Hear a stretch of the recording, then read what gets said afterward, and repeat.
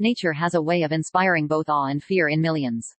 Yet, often the most remarkable scenarios are also the most dangerous. Such is the case with tornadoes. These massive wind tunnels happen all around the world, though they are most common in the United States.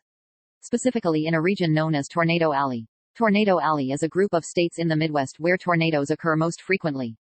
However, according to World Population Overview, Tornado Alley appears to be migrating east.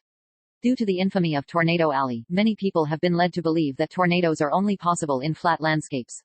This is a dangerous myth, as the blustering giants can occur anywhere and have the ability to cross a multitude of obstacles, including valleys, cities, and bodies of water, per weather.gov.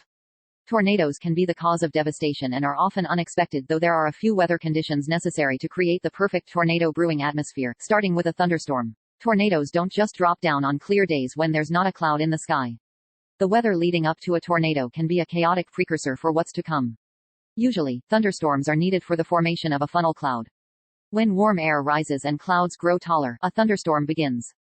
As thunderstorms grow, they can become rotating thunderstorms and, finally, supercells. According to a statement from the National Oceanic and Atmospheric Administration published by CNN, nearly all supercells produce some sort of severe weather, large hail or damaging winds, but only 30% or less produce tornadoes.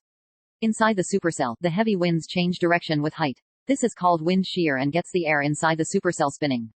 While the wind shear is getting things spinning, a downdraft of drier air is pushing down inside the supercell, wrapping around the backside of the storm and causing a horizontal column of air to drop down, per CNN. This horizontal column is the funnel cloud that will become the tornado. According to the National Oceanic and Atmospheric Administration, around 1,000 tornadoes are reported each year in the United States.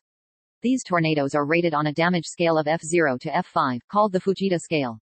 Wind speeds of 40 to 72 miles per hour are considered an F0, and wind speeds of 261 to 318 miles per hour are considered an F5 and are expected to cause incredible damage. Some tornadoes cause little to no damage, but some can leave a path of devastation. The strongest winds ever recorded happened during a tornado in 1999 in Bridge Creek, Oklahoma. The winds from the storm were over 300 miles per hour, per CNN. The danger of tornadoes sends most people heading for shelter and safety to wait out the storm, while others actually pursue tornadoes hoping to get close enough to photograph and study them. Brandon Miller is a meteorologist and a storm chaser who has seen over 15 tornadoes over the years because he actually seeks them out when others are trying to stay far away. Miller said in a statement to CNN, "There is no denying that there is a certain amount of excitement that comes from seeing a tornado when you are set out with the intent of seeing one. At the same time, you are balancing that excitement with a sizable amount of anxiety and concern over what the tornado could do, especially if there are residents in the immediate path of the storm." As someone who spent years studying, and many more years reporting on tornadoes, it still gets all my nerves firing when you see a tornado in person.